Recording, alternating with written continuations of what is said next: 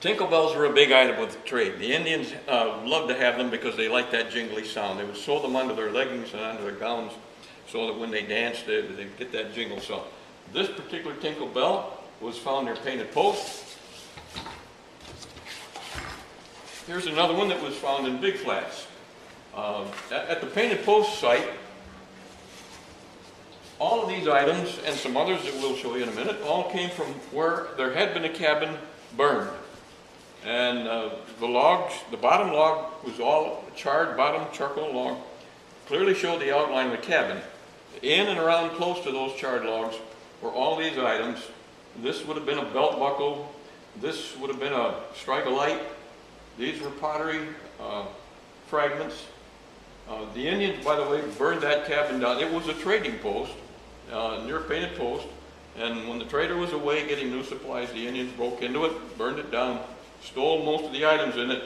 These were what was left that they didn't steal in and around the cabin, including trade pipes, a heart-shaped lead amulet, a lead ball,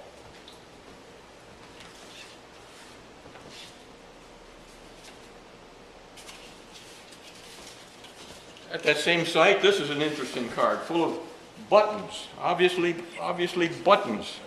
Oh yeah, that's beautiful.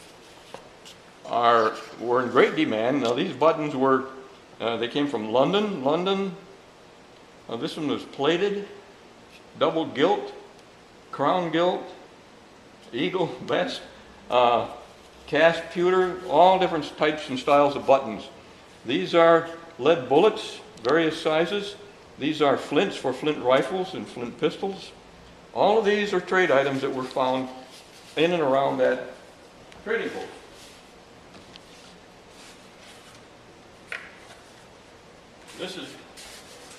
This is also a rather interesting card.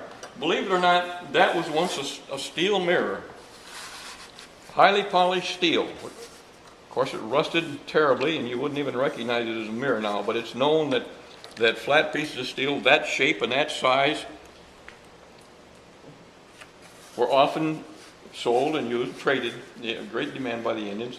Several knives, portions of knives. This is another strike-a-light. It's a piece of hardened steel which would strike against flint to make a fire.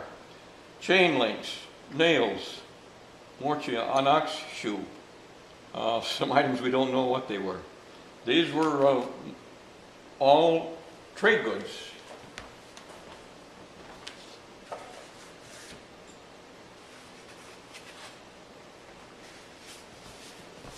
Like I mentioned before, most of the good items were stolen by the Indians. So here we have just broken fragments of iron kettles and apparently a belt buckle or a buckle from a cast iron kettle of some sort. This kettle had iron legs on it.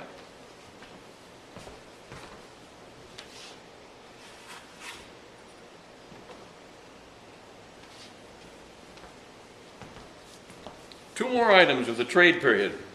But this item is a genuine cannonball from the Sullivan site, Sullivan Battle of Newtown.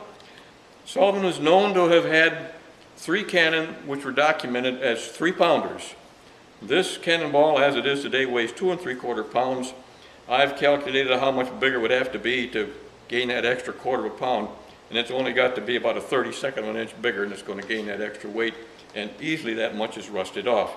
Another interesting artifact which was with it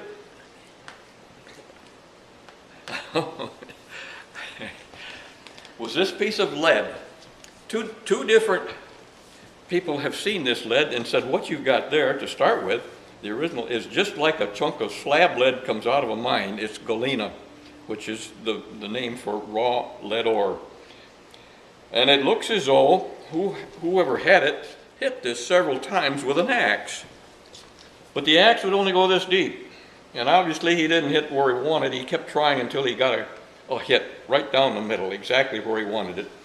Now, I'm not sure this is going to show up, but he then proceeded with that original axe hit. If the light's right, you'll see these are chisel marks. So he's working with a chisel to try to chop this in two. And the reason he wants to chop it in two is this piece, as it is too big to fit in a ladle to melt down. each half would be just right to fit in a ladle. There is a typical ladle, although this ladle is a little bigger than the usual ladles that they would have used, and typically they would have had a longer handle. But you can clearly see that if you tried to put this in the ladle, it wouldn't work, but either half would work just fine, and from that they would melt the lead, pour the molten lead into molds to make their bullets. And now from there we can imagine, why did he stop? Well, this was found on the battle site at Newtown Battle.